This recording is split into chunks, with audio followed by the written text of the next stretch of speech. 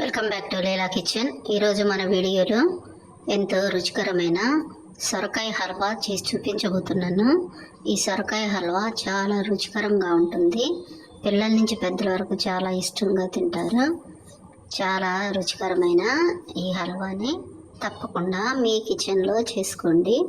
నేను ఇక్కడ ఒక సొరకాయలో సగం ముక్క తీసుకున్నాను.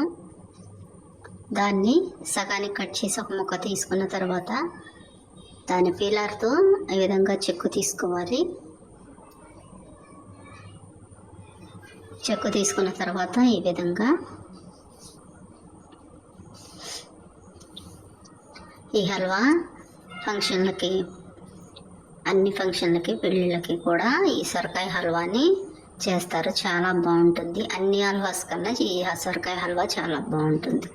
ఇక్కడ నేను తురిమే దాంతో ఇక్కడ సొరకాయని 2 ముక్కలుగా చేసి పై భాగాన్ని మాత్రమే తురుముతున్నాను. లోపలి భాగం మాత్రం పైన లోపలి వైట్గా ఉండేదాన్ని తీసివేయాలి. గింజలు లోపల వైట్ పదార్థం తీసివేసుకోవాలి. ఈ విధంగా నేను తీసుకున్న సొరకాయ ముక్కకి ఇంత 1 కప్పు సొరకాయ తురుము వచ్చేసింది. ఈ సొరకాయ తురుము 1 కప్పు వచ్చింది కదా.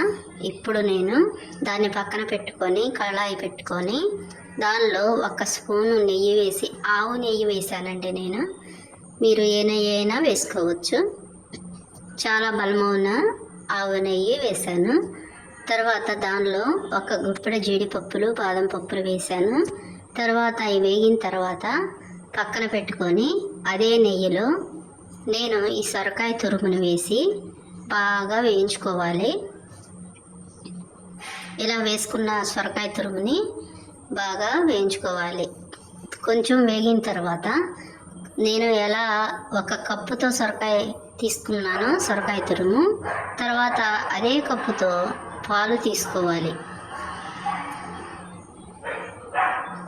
ఈ పాలు తర్వాత పోసిన తర్వాత బాగా కొంచెం దగ్గరకు వచ్చిన తర్వాత అదే కప్పుతో 1 కప్పు సొరకాయ తురుముకి పావు కప్పు పంచదార వేశాను.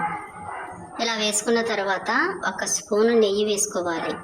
బాగా అంతా కలుపుకోవాలి. కలుపుకున్న తర్వాత ఈ విధంగా వస్తుంది. దగ్గరకు వచ్చి బాగా ఉడికిపోయిన తర్వాత హల్వా దానిలో ఫుడ్ కలర్, చిటికెడు ఫుడ్ కలర్ వేసుకోవాలి. ఏ ఫుడ్ కలర్ అయినా వేసుకోవచ్చు. నేను ఇక్కడ గ్రీన్ కలర్ మాత్రం వేసాను. తర్వాత వేయించి పక్కన పెట్టుకున్న జీడి బాదం పప్పులను వేసుకొని బాగా కలుపుకోవాలి.